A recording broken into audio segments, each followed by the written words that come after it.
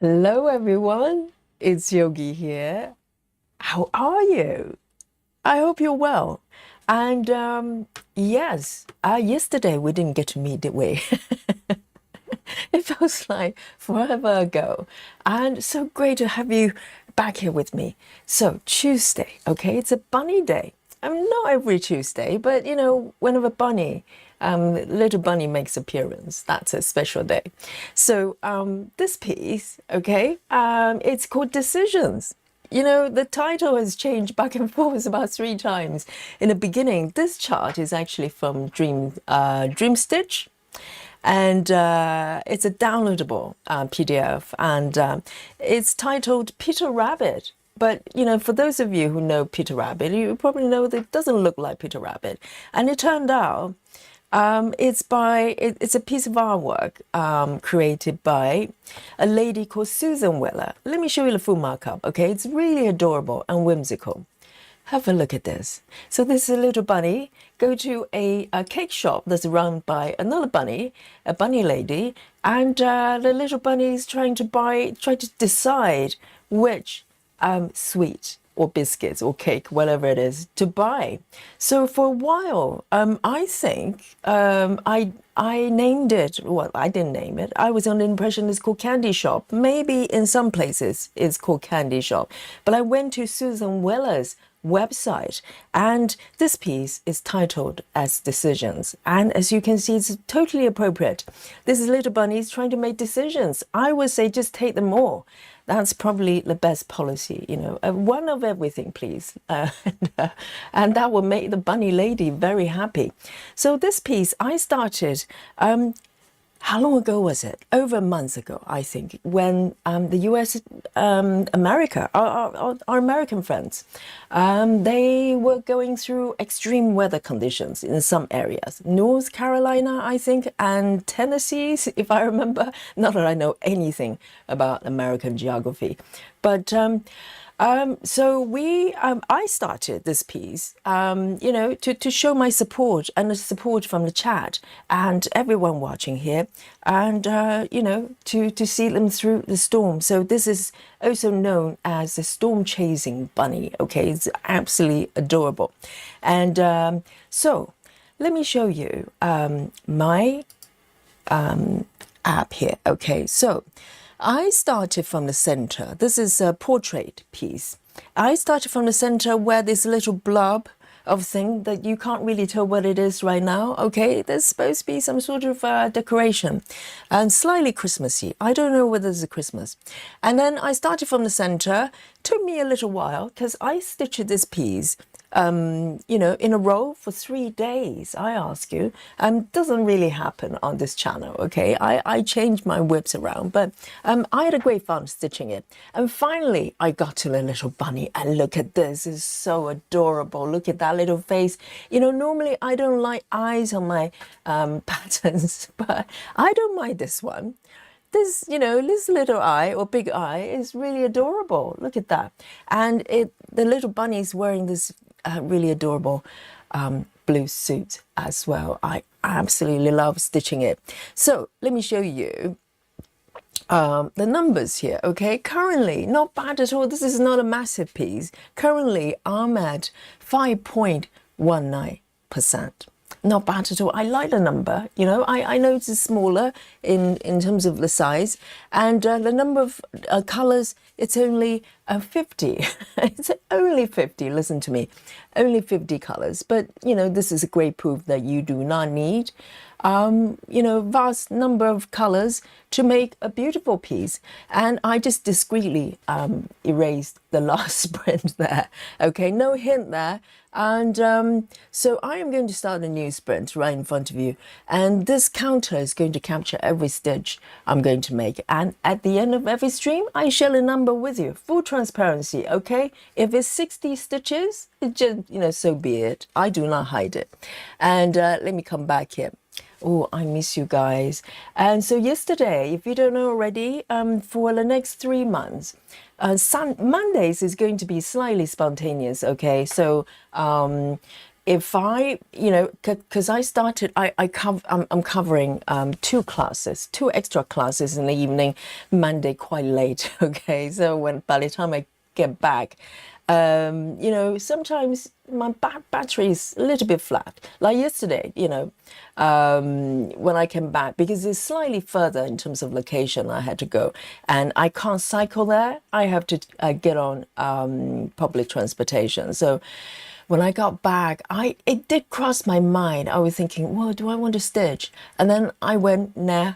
I had some food. I went to bed, and so depends. There might be some Mondays that I have extra fuel left in the tank, and I'll come on to stitch with you. So it's going to be week by week basis. Okay, so. And I want to say hello to all of you. Hello, hello.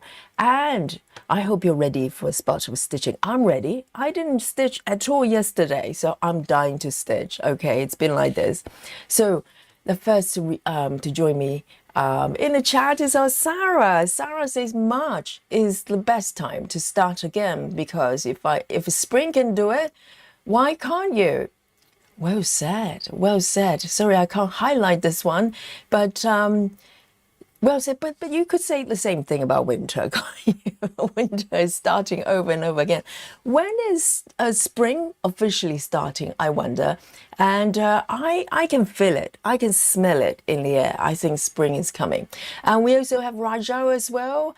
And Rajao says, happy, hello stitching friends. Happy Tuesday. Indeed. And we also have Samantha as well. Samantha says, hello, or I agree with your quote. Oh, Samantha loves the quote from Sarah. And Samantha says, I started spring cleaning yesterday in my home, fresh start. I kind of started it as well, bit by bit, piecemeal, maybe not in one go, okay, because of the time restraint. And also, I'm just too lazy. But I have started kind of target cleaning, if you know what I mean, bits and pieces, enhancing everything every day, one thing at a time. And eventually I'm going to get to my room, my little cave here, and start to clear up things a little bit and organize things a little bit. It's that kind of season, isn't it? I can smell it. Spring is definitely coming. And South Stitching as well says, hello, that's a great way to look at it. Yes, everybody loves Sarah's quote. And we also have massively tiny stitches. You know who it is. Kristen says hi and welcome back. And Lizzie is also here as well, and our lovely Susan and Suzanne as well. Great to see you. Suzanne is stitching this piece. Okay, Suzanne, are you stitching this piece with me today? And it's a new start for Suzanne as well. And Grace Houston is also here. Welcome. And Busy Mom is reporting from the work club. Yes, we are with you, Busy Mom, and we salute to you, everybody, any one of you that's watching us from work. Okay, and also Clara is also here, and oh my goodness, Betty Lou Taylor is back here. Yes, I was wondering where you were, BLT, and she says, Stitchy folks from BLT, great to be back after residential renovations, messing with the internet for 2 months. And tried to keep up with the video, but still giggling, giggling about the emoji game of charades. Yeah, I know. We did well, didn't we? The YouTube chat was playing up one day, and we communicated with code. Morse code. Yes, we did really well. We Stitchers and Yogi, we're connected telepathically, and we don't need words. And Guy Lane is also here as well. Welcome. And Luvisa is here as well. Welcome back. And Auntie Crazy, hello. And who else is here? Lynn as well. Lovely Lynn is back with cheese and crackers.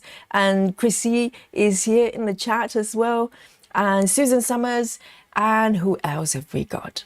Yes, let's have a look. And yes, a lot of chat going on already.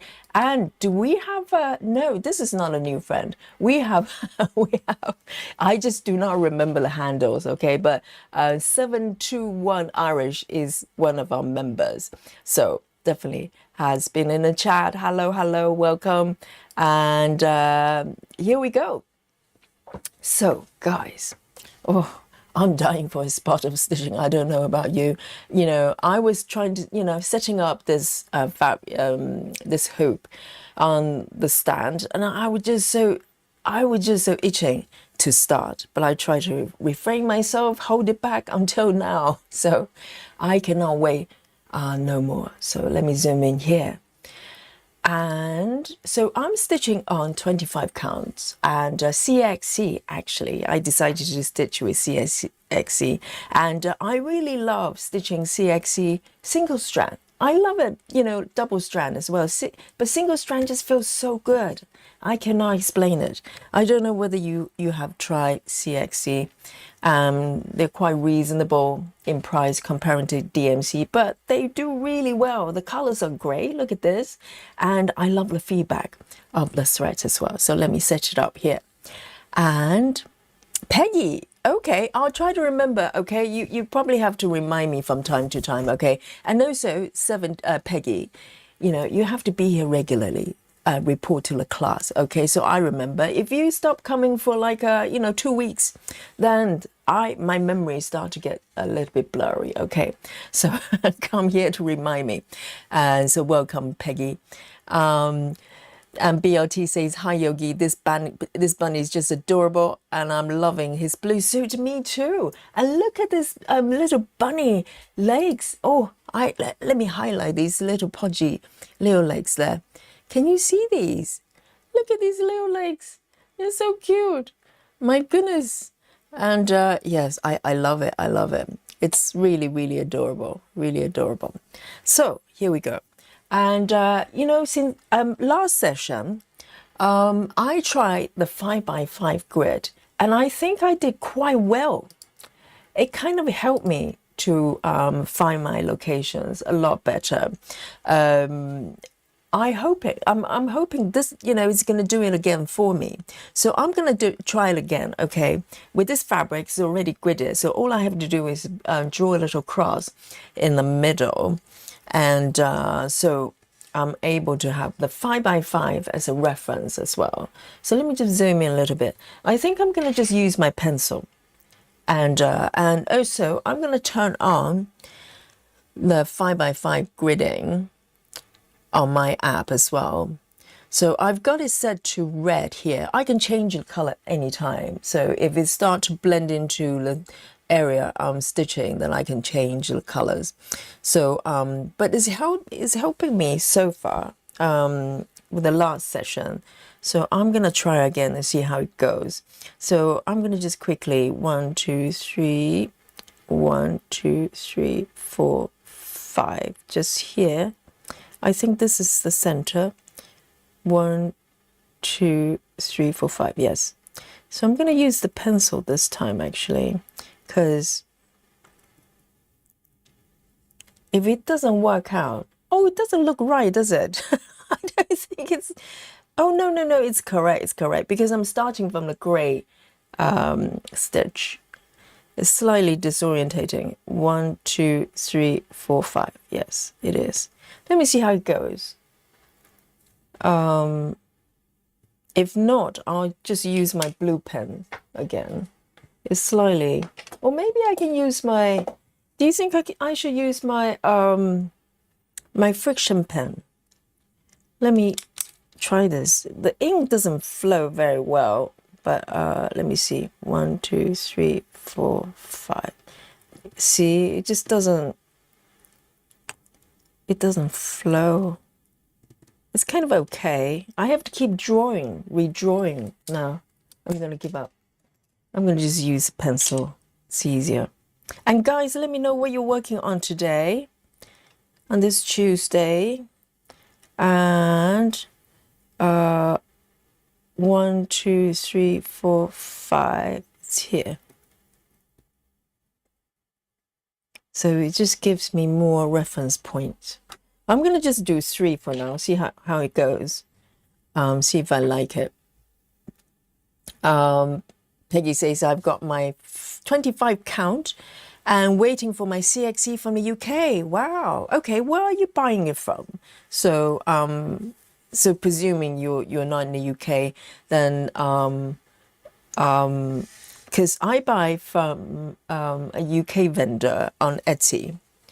I've got two full set from the vendor, and it has worked out quite well. Let me just pick a location and start stitching here. I quite fancy doing a little bit just behind the little bunny head there. Just let me have a look. Okay then, I am going to start with 434. 434 here.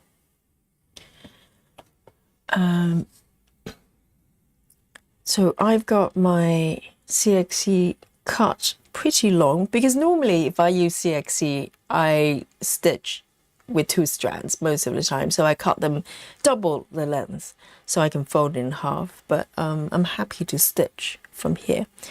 Let me see if it's actually helping me there.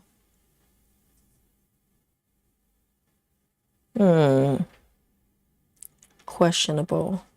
I think the cross may need to be in a different color because it's kind of distracting me. I'm improvising here. Hang on. Because all the gray lines are distracting me. And also, I think the spring is definitely coming because, you know, normally if I go to evening classes, when I'm on bicycle, you know, when I'm riding my bicycle, and I have to turn a light on. I have noticed for the last, oh no, this is not correct. Is it? Yes. I remember, and I noticed for the last week or so, I don't need to turn a light on the way to the studio. It means the daytime is getting a little bit longer. Did someone just raise an alarm? Have I done something already? I think I'm okay. Am I not? Did I just do, hang on, did I just do 1 stitch? Oh, there's a half stitch there as well. How did that happen? Did I just do 1 leg? Oh dear, already? Seriously? I don't know what's going on there. Hang on.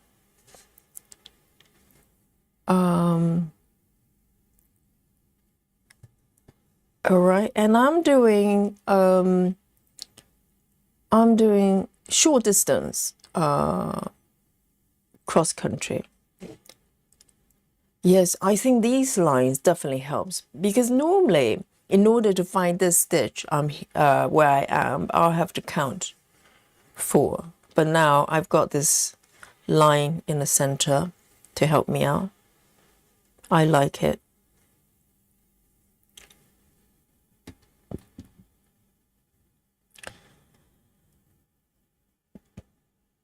Hi, Sarah VM. Hello, hello. And Peggy's going to do this bunny. Yes, definitely go for it. Go for it. It's so fun to stitch. I adore this little bunny. 1, 2, 3. Let me just ease in a little bit. Warming up, you know. These 2 are done. Let me just reduce the thickness of my stitches there.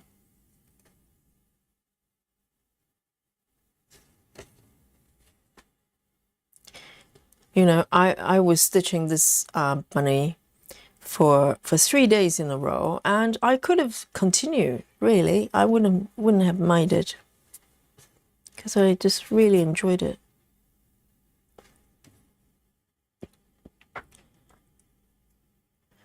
Suzanne says I'm using black this time for the crosshair. Crosshairs, I sweat switch it in depending on the chart colors. Yes, I suppose. The great thing is you can change the color of the symbol.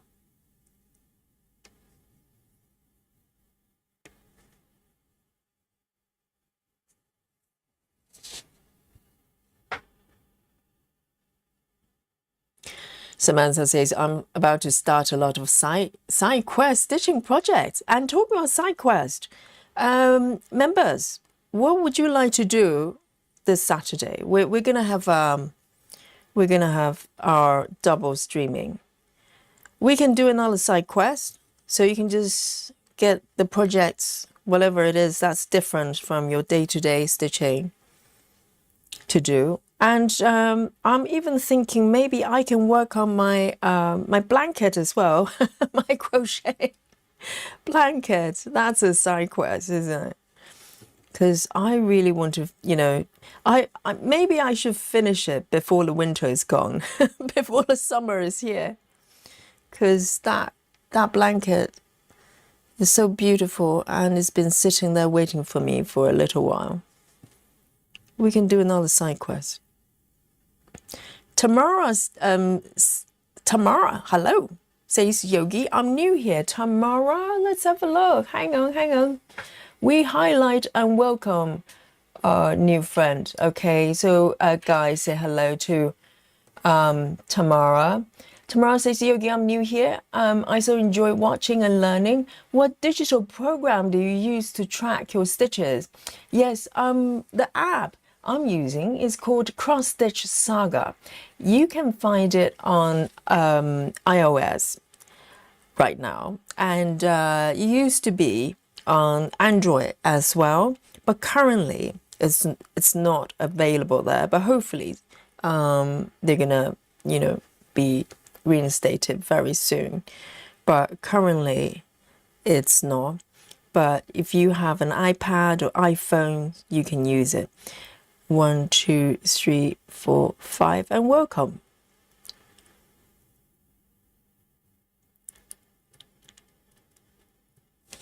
Oh, no, I'm supposed to be using the blue pen. I forgot. There we go. And do not worry, the blue ink will come off. Yes, the 5x5 is definitely helpful, guys. If you have Saga and you have issues counting like me, okay, no names, who, Nikki, she can only count to 4, and Nikki's got a new floss tube came out. Guys, have you seen it? I watched most of it, not every single minute, but I watched fair bit of it. And her 6 portals, guys, go have a look. So beautiful. I know it's not a pattern that I would like to stitch myself, but just watching the progress, it's beautiful. She's done a really, really good job. It must be so confetti. And this one here, I want to keep the cross country quite short distance. 436. 4. Why? Hang on. Have I got a wrong number? 436. That doesn't look right. Oh no, guys. 436. I just had a look. It's slightly lighter. This is 436. What have I got here? Seriously. It's a little bit darker. It should be okay, shouldn't it? What do you think, guys? And I started with a now I can count really well, but now I need to improve, you know, just making sure that I get the right color. Oh dear, seriously, what have I done here? This is actually the correct color. Do you think it's so drastic that I have to stitch over it? It should be okay, shouldn't it? It's not that bad, but I don't know what this is. Where did I get seriously? Oh dear. What do you think, guys? What's your advice? That's not that different, is it? That's the correct color. That's the random, I don't know, mysterious color I've got. Oh, hi, Grace. Grace Houston says, Yogi, you might already know, but did you know that you can actually change the grid area to a 5 block instead of using the cross?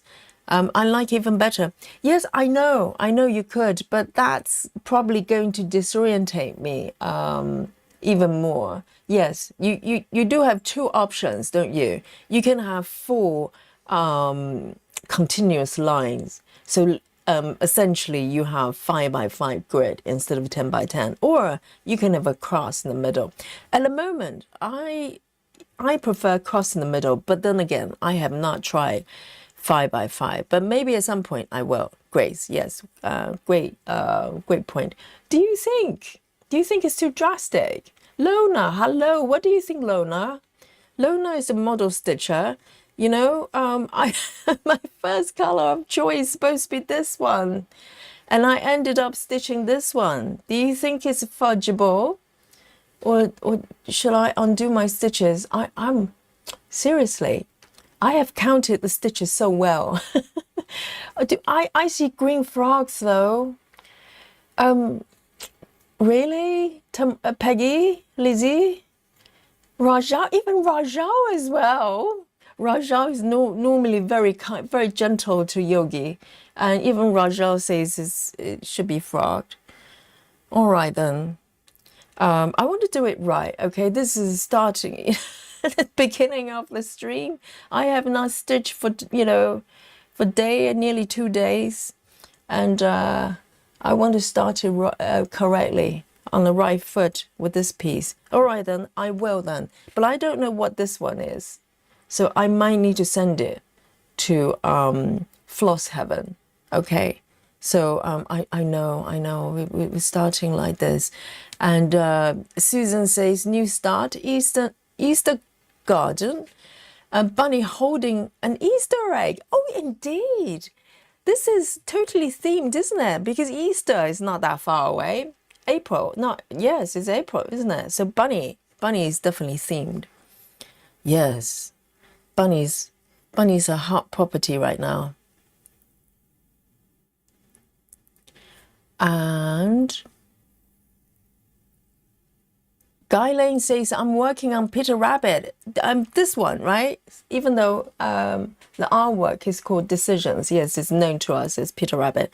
How many stitches? 1, 2, 3, probably about 15 stitches. They do look different, but not that drastic. I'm just thinking, all right. Oh, okay then. Instead of trying to figure out, let me just frog it. Okay, let me just frog it. And I don't think I need power tool. Maybe just for 1 stitch, because I can just work it back. I can work it back. Because I think I end it here. All right, it's okay. It's okay. We have some new friends here, so I might as well, demonstrate my power tools. Okay, I have not brought out my power tools very easily. Okay, here we go. Down, the formal entry of my power tool. I think I only need to remove 1 stitch, and then I can remove the rest, because I've got it highlighted still.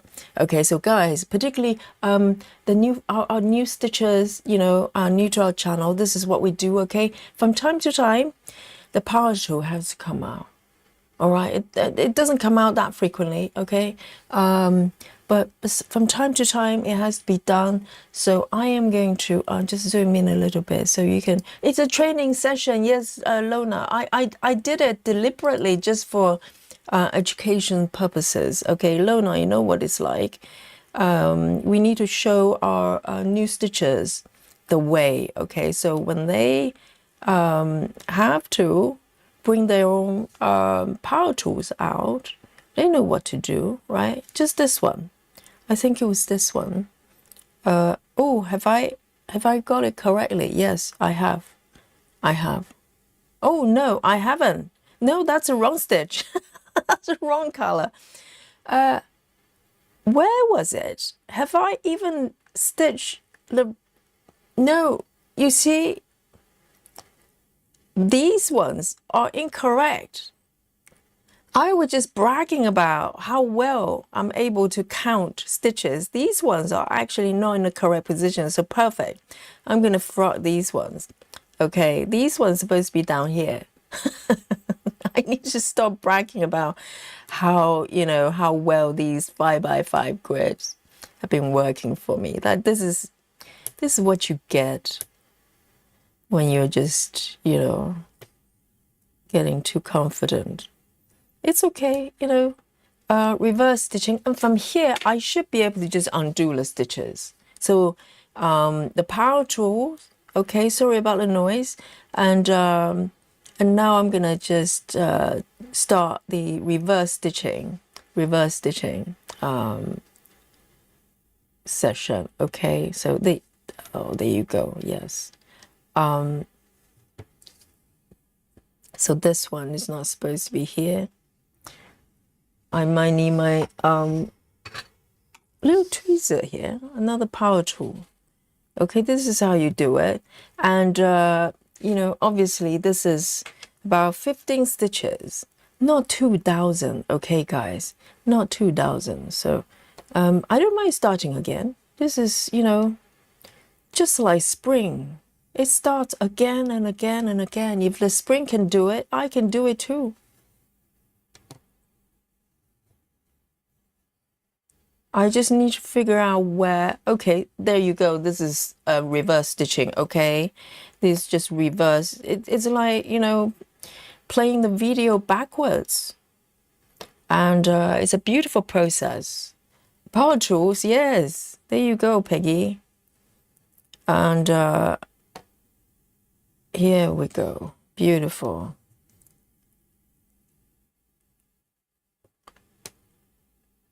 And before you know it, you know, let me just cut this bit a little bit. It happens from time to time. It's about having the courage, you know, having the courage to frog. Yes. Sometimes restarting is better than, you know, trying to bury and hide the crime scene. Sometimes much better to clear the crime scene instead. It's almost there, look. I'm frogging so much faster than I'm stitching. I know, I know. It's a gift. I don't question it. And I think these ones are a little bit iffy. Let me have a look. These ones are a little bit, yes, that one. Can you see that? Reverse stitching. Beautiful. But, oh, this one's a little bit stuck. Okay, just a little bit with my power tools. I'm so sorry about the noise. That's it. Okay, we're good. We're good. And crime scene cleared. Okay. Just like it never happened before. Oh, amazing stuff. There you go. Ah. So let me just erase these stitches for now. And let's start again, shall we? 436, 436. Let me double check it. 436. Indeed, this is the correct color. So I don't know what that was.